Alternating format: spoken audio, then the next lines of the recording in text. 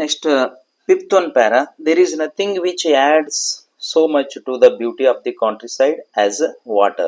Yes, water resources are that is a create one of the countryside beauty. ಅಂದ್ರೆ ಹಳ್ಳಿಗಳ ಬ್ಯೂಟಿಯನ್ನ ಹೆಚ್ಚಿಗೆ ಮಾಡಿತ್ತೆ ಅಂತೇಳಿ. Be it just a little stream trickling over the rocks or a little pond by the wayside where the cattle quench their thirst. Yes, someone places that is created a little streams, someone rocks or little pond ಅಂದ್ರೆ ಕೆರೆಗಳನ್ನ streams ಅನ್ನ ಅದು create ಮಾಡಿರುವಂತದ್ದ. In that places where the cattle quench also their thrust of an evening. Cattle quench means ಅಂದ್ರೆ ಈ ದನಗಳ ಹಿಂಡುಗಳು ಅಥವಾ ಈ ಪ್ರಾಣಿ ಪಕ್ಷಿಗಳನ್ನ ಅದರ ಥ್ರಸ್ಟ್ ಅನ್ನ ತಣಿಸ್ಕೊಳ್ಳಕ್ಕೆ ಅದು ಹೆಲ್ಪ್ ಆಗೈತಿ ವಾಟರ್ ರಿಸೋರ್ಸಸ್ ಅನ್ನುವಂಥದ್ದು. Next, the rain fed tanks that are so common in south India, alas, often so sadly neglected in their maintenance. The rain-fed tanks, especially we saw South India. South India ಒಳಗಡೆ ನಾವು especially ಅದನ್ನು ನೋಡಬಹುದು rain fed tanks ಅಂತೇಳಿ. That are common in south Indian agriculture or south India. In alas often so sadly neglected, that is a maintenance ಇವರು neglected, ಅದನ್ನ neglect ಮಾಡುವಂಥದ್ದು. Are a cheering sight when they are full.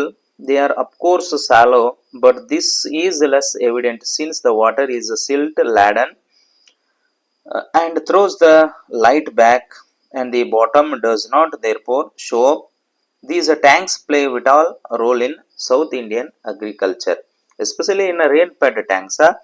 That is a coarse shallow, but this less evident since this is one of the alas south India ಒಳಗಡೆ ಅದು ಒಂದು ಅದು maintenance ಮಾಡ್ಲಾರ್ಕಾಗಿ ಅದನ್ನ neglected ಮಾಡೋದ್ರಿಂದ ಅದರದ ಯೂಸ್ ನಾವು ತಗೊಳ್ತಾ ಇಲ್ಲ ಅನ್ನುವಂಥದ್ದು. Next one, that is one of the vital role in south Indian agriculture. ನಾವು ಸೌತ್ ಇಂಡಿಯಾ ಒಳಗಡೆ ಅದು ಅಗ್ರಿಕಲ್ಚರಿಗೆ ಒಂದು ರೋಲ್ ಮಾಡೆಲ್ ಆಗಿತ್ತೆ. ಅದರಿಂದನ ನಾವು ಸೌತ್ ಇಂಡಿಯಾ ಒಳಗಡೆ ಅಗ್ರಿಕಲ್ಚರ್ ಅನ್ನ ಮಾಡುವಂಥದ್ದು. Some of these tanks are surprisingly large and it is a beautiful sight. Some on tanks are rain-fed tanks are surprisingly big or a large beautiful sight to see sunrise or sunset. Sunset ku or sunrise ku. ಈಗ ನಾವು ಕೆಲವೊಂದು ಕೆರೆಗಳನ್ನ ನೋಡಿದ್ವಿ ಅಂತಂದ್ರ ಈಗ Sunrise ಆಗಿರ್ಬೋದು, sunset ಆಗಿರ್ಬೋದು, beautiful places ಅಂತ ನಾವು ಕರಿತೀವಿ. Water in a landscape may be compared to the eyes in a human face. It reflects the mood of our, that is a water in our landscape. This is a compared in a human eyes antele or a human face, one of the beautiful in a human face or a human eyes. It reflects the mood of our, ನಮ್ಮ mood ಅನ್ನ reflect ಮಾಡುವಂಥದ್ದು. being bright and gay when the sun shines, turning to dark and gloomy when the sky is overcast. ಇದೆಲ್ಲಾನು ಆಗೋದ್ರಿ ಯಾವ್ದ್ರಿಂದ ಅಂತಂದ್ರೆ only water resources ಅಂತ ನಾವು ಹೇಳ್ಬೋದು, ಅಥವಾ ರೇನ್ ಫೆಡ್ ಟ್ಯಾಂಕ್ಸ್ ಅಂತೇಳಿ ನಾವು ಕರಿತೀವಿ, ಅಥವಾ ಕೆರಿ ಅಥವಾ ಲೇಕ್ಸ್ ಸ್ಟ್ರೀಮ್ಸ್ ಅಂತೇಳಿ ಏನು ನಾವು ಕರಿತೀವಲ್ಲ, ಇವೆಲ್ಲಾನು ಆ ರೋಲ್ ಮಾಡುವಂತ ಕೆಲಸ ಮಾಡ್ತಾ ಇದಾವ, ಎಸ್ಪೆಷಲಿ ಇನ್ ಸೌತ್ ಇಂಡಿಯಾ ಒಳಗಡೆ.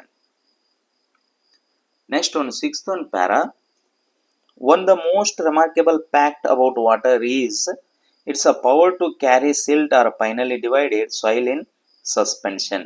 Yes, a most remarkable fact, water or a flood water that is a divided finest silt, ಅದು ನೀರು ಒಳಗಡೆ ಬಂದಿರುವಂತ ಏನು ಕಾಮನ್ ಆಗಿ ಇರುವಂತ ಸಿಲ್ಟ್ ಏನಿರುತ್ತಲ್ಲ ಅದು ಡಿವೈಡ್ ಮಾಡ್ಕೊಳ್ಳುವಂಥದ್ದು. This is the origin of the characteristic colour of the water in rain fed thanks.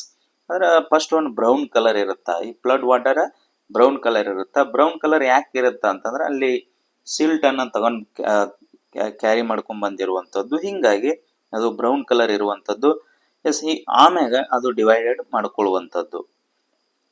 This colour varies with the nature of the earth in the catchment area and is the most vivid immediately after a fresh inflow following rain. Swiftly flowing water can carry fairly large and heavy particles. In the first one, that is a carried. First one, that is big particles or heavy particles as afterwards that is a smoothly ಅಂದ್ರೆ ಅದು smooth ಆಗ್ತಾ ಆಗ್ತಾ ಬರ್ತೈತಿ, ಅದು divide ಮಾಡ್ಕೊಂತ ಬರ್ತೈತಿ. That is created one of the finest silt or finest particles however remain floating within the liquid in spite of their greater density and are of course extremely small, but their number is also great. Yes, that rain water or river water flowing, that is carried some heavy particles that is divided small or a finest particle, but that extremely small particles but number is also very great ಅಂತ ನಾವು ಹೇಳ್ಬೋದು. ಅದು ತುಂಬ great particles ಇರುವಂಥದ್ದು, smooth ಇರುವಂಥ ಮಣ್ಣು ಅಂತೇಳಿ ನಾವು ಕರಿತೀವಿ. ಅದು ಅಗ್ರಿಕಲ್ಚರಿಗೆ ತುಂಬ ಹೆಲ್ಪ್ ಆಗುವಂಥದ್ದು. The flow of water has undoubtedly played a great part and a beneficent one in the geological process by which the soil on the earth's surface has been formed from the rocks of its crust. The same agency, however, under appropriate conditions, can also play a destructive part and wash away the soil, which is the foundation of all agriculture. The flow of water has undoubtedly played a great part. That is a finest silt. Finest silt ಅನ್ನೋದು or ಅದು soil ಅನ್ನೋದು ಒಂದು great part ಆಗೈತಿ. That is a benefit our geological process, ನಮಗೆ benefit ಆಗಿರುವಂಥದ್ದು. ಅದು ಅಗ್ರಿಕಲ್ಚರಿಗೆ ಅಥವಾ ಇನ್ನೊಂದಕ್ಕೆ ನಮಗೆ ಬೆನಿಫಿಟ್ ಐತಿ ಅಂತ ನಾವು ಹೇಳ್ಬೋದು. Can also play a destructive part and wash away the soil which is the foundation of all agriculture.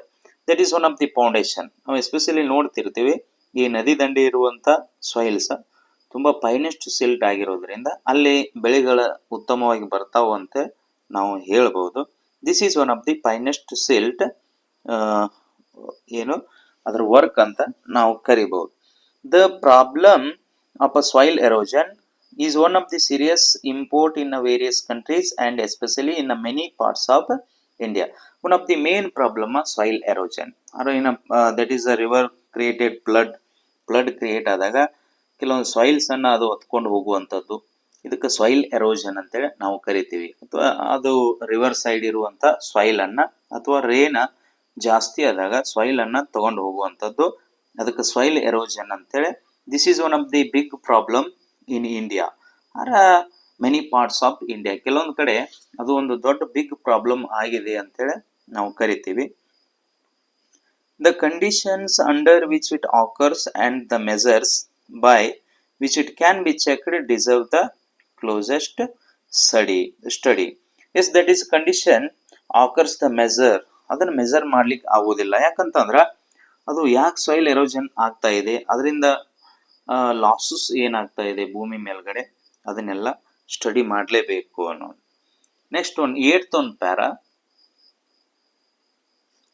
Soil erosion occurs in successive steps, the earliest of which may easily pass unnoticed. In the later stages, the cutting up and washing away of the earth is only too painfully apparent in the formation of deep gullies and ravines, which make all agriculture impossible.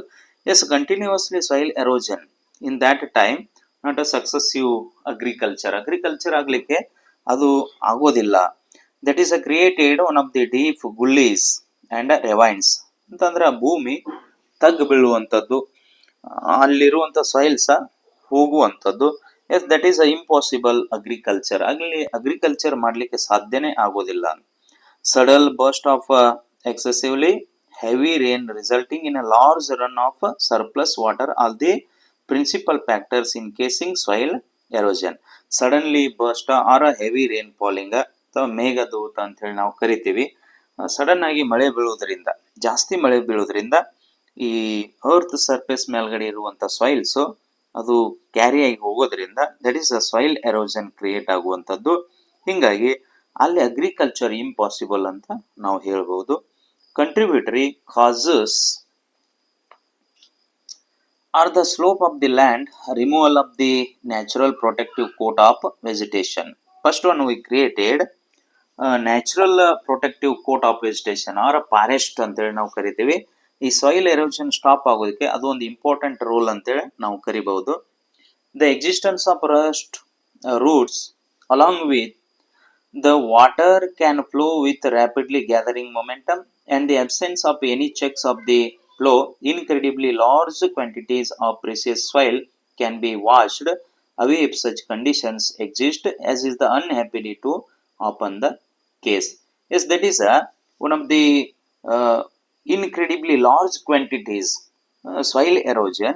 ಅದು ಹಂಗೆ continuous ಹೋಗ್ತಾ ಹೋಗ್ತಾ ಇರೋದ್ರಿಂದ ಅಲ್ಲಿ ಏನಾಗ್ಬಿಡತ್ತ, earth ಸರ್ಫಸ್ ಮೇಲ್ಗಡೆ ಇರುವಂತದ್ದು ಎಲ್ಲ finest silt exist ಆಗುವಂಥದ್ದು. ಹಿಂಗಾಗಿ that is unhappily to open the case ಅಂತ ನಾವು ಹೇಳ್ಬೋದು. ಅಲ್ಲಿ ನ್ಯಾಚುರಲ್ ಪ್ರೊಟೆಕ್ಟಿವ್ ವೆಜಿಟೇಷನ್ ಅಥವಾ ಮ್ಯಾನ್ ಮೇಡ್ ವೆಜಿಟೇಷನ್ ನಾವು ಕ್ರಿಯೇಟ್ ಮಾಡೋದ್ರಿಂದ ಆ ಸಾಯಿಲ್ ಎರೋಷನ್ ಸ್ಟಾಪ್ ಮಾಡಬಹುದು ಅಂತ ಹೇಳ್ಬೋದು.